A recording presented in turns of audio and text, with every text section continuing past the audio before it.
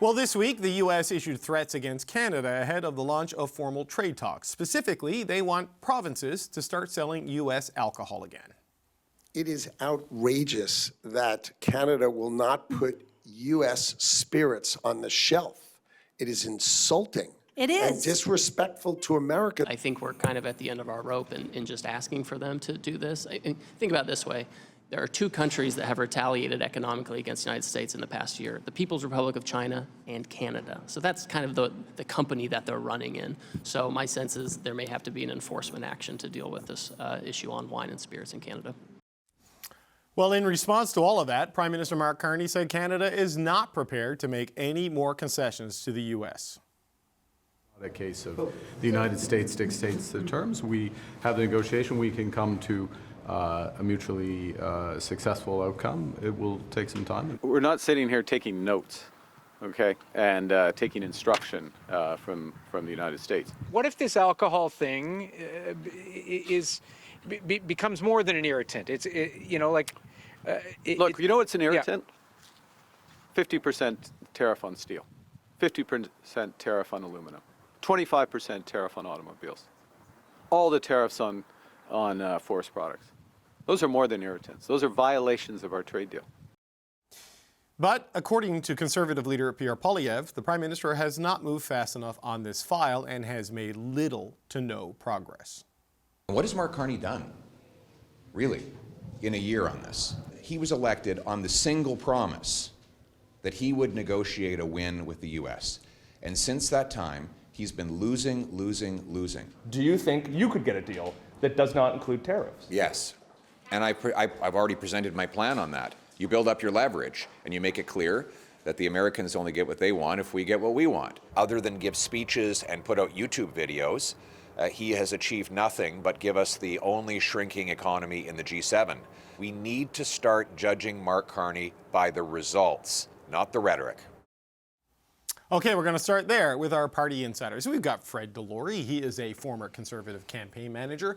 Greg McEachern is a former Liberal ministerial advisor. And Melanie Richer is a former communications director for the NDP. Mel, let's start with you. I wonder what you make of what we've heard from the federal government in response to the U.S. being shocked by the consequences of their actions and being upset about Doug Ford taking booze off the shelves. Where do you think we are in this trade state right now? I'm having a little bit of a hard time to focus after hearing all that rhetoric and being told to stop the rhetoric by Mr. Poilievre. But I think it's obviously folks in the U.S. are going to have to say what they are going to have to say in the U.S. and to the people who are, I think, not for the first time, but are starting to hold them accountable on things not necessarily working super well in the States. I think, to be honest, the theater, the Canada's being mean, the Canada's hanging out with China, I think is probably well received from folks here north of the border and being or refusing to continue to give in to every new demand that the President or the U.S. has.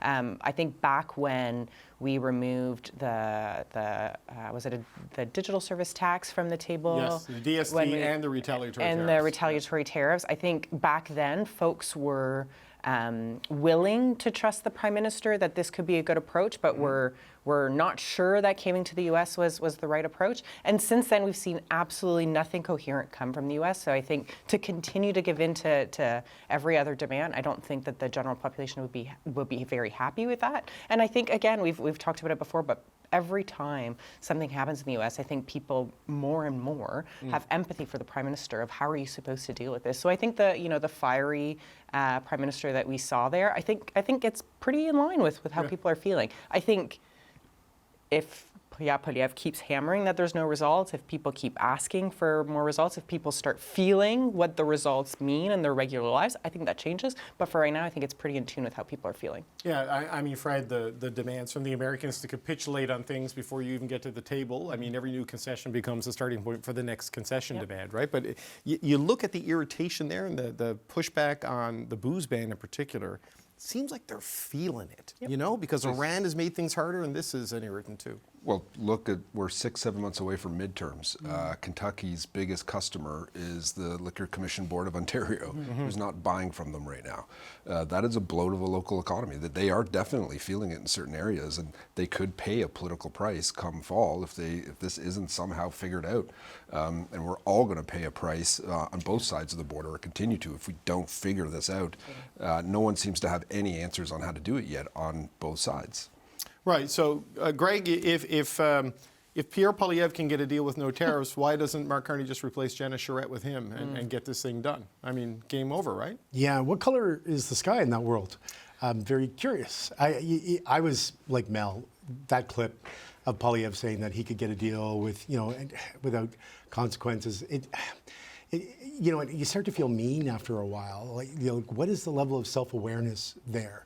But on the irritant part, I find it a bit irritating that Secretary Lutnick doesn't, says Canada in terms of the alcohol ban. Well, so much for Danielle Smith putting U.S. alcohol back on the shelves.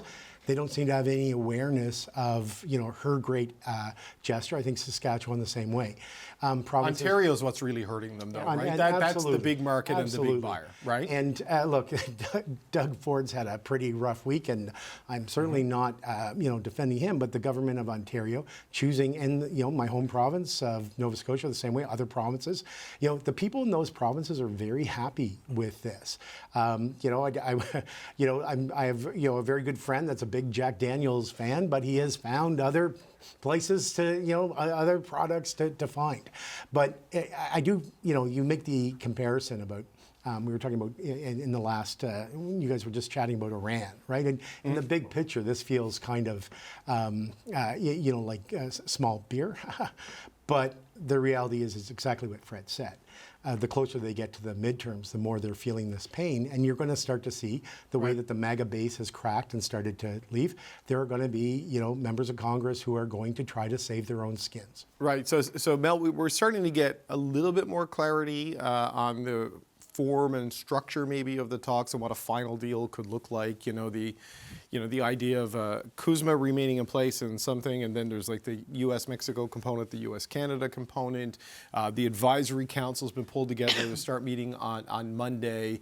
I mean, what do you make of what we sort of heard publicly, like Jenna Charette, answering questions in a public forum on how she sees the state of things? Answering questions in a public forum, but being very clear that they're not going to be negotiating in public, and that those conversations are going to be happening in a way that folks won't necessarily know about, which I think makes a lot of sense. I think there's two tracks, though, whatever we're doing at the table and what we're telling people in the meantime, and I think it's important that both those things continue. How I feel about how things are being set up to how negotiations are going to go and how talks are going to go, it's really hard to say how to feel on that. This is the problem, right? And it feels like every Friday there's a new thing.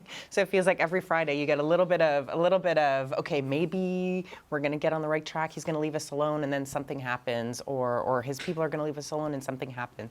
And I think the problem, particularly for anybody trying to make noise that the government's not doing enough or not on the right track, is that people have been on a roller coaster for the last year and a half, and it's hard to feel other than just exhausted of hearing what's happening from the States. So yeah, it's hard to say what's to come from that. A lot of smart people were on that list and are around, so hopefully we're getting the best advice, but yeah, it's going to be hard to gain traction until we start seeing something concrete. Yeah, look, and Fred, I appreciate that often there are changing things on Fridays when you guys come in here. Someone is here 5 days a week, well, at least for the last 2 weeks. It seems like it's every day. Every day. Yeah, but on the issue of the strategy, like, look, I get the calls for transparency from the government given the stakes, and I get the political push from the opposition on you don't have strategy, you haven't delivered results. But how do you sort of respond to those calls for explanation and comfort without giving away your strategy, without overplaying your hand in public when you're dealing with someone like the United States in these negotiations, right? It's a tough thing to calibrate, it would seem. It's certainly when there doesn't seem to be any progress. When we have, we have the American officials this week making those types of comments, it doesn't feel like things are moving in a progressive fashion in any way. So it's very hard to communicate that it's, because it doesn't seem to be. Right. So you're in a jam here. You got to figure it out. Now the message the government seems to be pushing for is trade diversification and going to other markets and not focusing so much. I mean, which is part of the negotiations in and of themselves. As I throw my pen on the floor, I guess it's part of what they're doing here. Yeah, part of leverage too. We'll go elsewhere if you guys don't want our business. But again, we are very much geographically and culturally and business and enterprise-wide linked to the United States. We can try very hard to diversify, but this is still going to be our largest customer for generations. But just on the lack of progress point, like, look, it's hard to know, but like, is that Canada's fault? I don't want to say is it the Prime Minister's fault, or is it the U.S.'s fault? Like, they are now demanding the lifting of retaliatory actions, right? When, if you put the workers back on the job at Algoma, at Sault Ste. Marie, maybe they'll put your whiskey back on the shelves. You know what I mean? Like, they have disrupted so much and threatened so much. It just feels rich that they're playing the victim in something that they instigated. Well, they started that way. Right out of the gate, they were saying how unfair CUSMA was and how unfair all the tariff deals across the world right out of Trump's presidency when he was first elected. So they've been telling the same story for the last year. Nothing's changed on that, year and a half. Right. And that's where we are. I don't think it'd be very hard to say it's Canada's fault in any way. I'm sure there's always going to be issues between countries where things aren't perfect. Yeah. But we have fought wars together. We have done so much together, these two countries, such a shared history and shared cultures that it's terrible that we are in this situation. Craig, I know you have extensive experience negotiating continental trade agreements. So how do you communicate to the public you've got a plan and signal progress, but not oversell it and not give away what it is your intentions are in those conversations given the stakes? That's a tough one. And then add into that what Trump's comments today about steel and aluminum. So the spring economic statement is coming up. There are existing programs already in terms of protecting jobs, steel industry. There's like lists and of things that have been preparing for this. But like Mel said, we've experienced a lot of Fridays with Donald Trump, saying something, and we look at a year ago, and the feeling was quite dire. And there's been a recession predicted, since I think 2021. That's never happened, and knock wood that it doesn't happen. And it's cold comfort for Canadians to say that, if you look at the recent interview from some of the IMF officials about where Canada stands in terms of the G7 and our debt to GDP ratio, that is for the Bay Street audience. The spring economic statement will be a domestic audience. And Mel has rightly pointed out, the challenge when the Prime Minister does international visits, building partnerships. Yes, we have to do it, but you cannot forget about that domestic audience. So that the statement will be really key for that. But that's not going to tell us where negotiations are. It's going to tell us where the economy is, what the fiscal track is, what measures they're going to roll out, but a lot of that could be mitigation and investment. It absolutely is not, but you've got to make sure that you are communicating to Canadians that the people, if negotiations are on or off, the people on our side that are doing it, we are working really, really, really hard on this. Right. And focusing on what you can control. But like Fred said, I don't know who believes that. There are people, there are conservative, right-leaning voices that always seem to want to believe the Trump officials before us. There was I forget where it was not like, with traditional media, the American ambassador did one recently, and he got, a news clip out of it saying that nothing significant has happened since 5 months. I have to be honest, that is not, I don't read that and go, yeah, that's exactly what's going on. I want to hear, I want to hear from what Dominic LeBlanc is saying on that. I want to hear, I asked him about that on Tuesday, and there has been contact, but there hasn't been progress. Well, there's progress been some stuff, right? Yeah, I'll give you that. But there have been, conversations still continue. You know, I watched that interview. I saw Dominic speak in Nova Scotia in March. There are things going on, but at the same time, these are not, you know, reliable narrators in terms of, you know, what they're describing and going on. And so Canadians have to, and I think, you know, the government is lucky at this point that Canadians still have faith and trust in what we're doing on that, and not so much that we're believing the other side. Mel, I saw your hand as I was going to Greg. Did you want to jump in on an earlier point? Or? Yeah, just a few things. You know, when you were talking about, you know, what's at fault for now moving ahead, when you clearly come out and say we're going to use tariffs as an economic pressure point to get what we want, as almost like warfare, then it's really hard to get people to believe that anything your government does is at fault for that. I just think of, you know, people in my life, the way that my habits have changed. I haven't gone to the U.S. and I couldn't tell you the last time. And I would go, you know, let's say 8 times a year. And most people in my life, you know, who go to Florida every winter, they went to the Bahamas this year, they went to other places because they just, they are still leaning in on, I am doing my part to stand with my country, to stand with my neighbors, and to tell my government, invest in this country. So when you ask what kind of communication you can do to show progress on the deal, I think for certain audiences, they're expecting it. There was an event this week with the Canadian Council, the Canadian Chamber of Commerce. The Chamber of Commerce, thank you, where everybody in the room was saying, you know, diversification, great. You cannot abandon the U.S. You need to continue there. So I think for business audiences, for industry, showing the progress, talking about what's happening is really important. But for regular folks, I don't actually know that you need to talk about progress other than you're still on it and you're still doing something. And in the communication of, here's what we're doing internationally, here's what we're doing to be less reliant on the U.S., here's what we're doing to build up our capacity to do things here at home, because we can never, again, be as reliant on a partner as we were. Yeah. I think that's the communication, and less necessary the communication of the where are we at progress-wise. And again, until that changes and people are starting to feel the damage in a real way, and it changes their ability to do the things that they like to do, I think the Prime Minister's okay. So Fred, just on that, because look, we got the spring economic statement, not the fall economic statement. So rest in peace, Fez. Hello, says. I convinced them to get rid of it. Yeah, exactly. Sorry, spring economic update, the SEU. Right. So there you go. There's getting a deal with the U.S. and then there's dealing with the U.S., as Mel kind of laid out. The spring economic update, to Greg's point, is kind of an opportunity for them to do that in terms of the domestic responses to the chaos that's been created.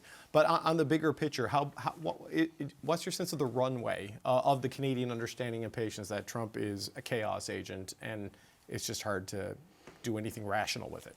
Mel nailed it. It's when they start feeling it. It's when Canadians truly start feeling the pinch.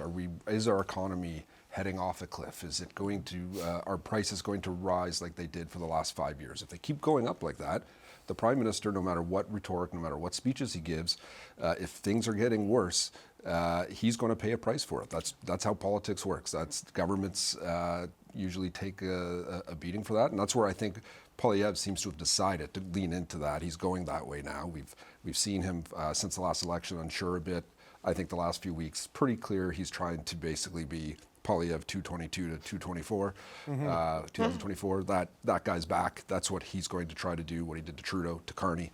And if the economy goes terrible, it could work for him. But of course, if the Prime Minister and this issue... He's got another tax to X, right? Yeah, he's got a backup plan, though. I think he's opened up like an oil and gas company or a fuel delivery thing. I don't know. I saw something. Yeah, he wants all fuel taxes gone for the rest of the year. So X the tax, the sequel.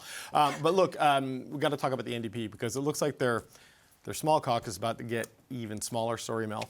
Radio-Canada has confirmed that Alexandre Boulerice will resign from his seat to run provincially for Québec Solidaire. He'll announce that officially on Monday. Boulerice is the NDP's only MP in Quebec. That means another by-election, this time in the Quebec riding of Rosemont-la-Petite-Patrie. And these were the results from last year's election. Boulerice won by 41%, with the Liberals trailing at 31.6%. And Mel, that is a good margin. That's a smaller margin than Alexandre Boulerice, has been used to since his breakthrough in 2011. What do you make of the state of play with that seat? Because I don't think it's a huge shock. He's going. We kind of talked about it last week.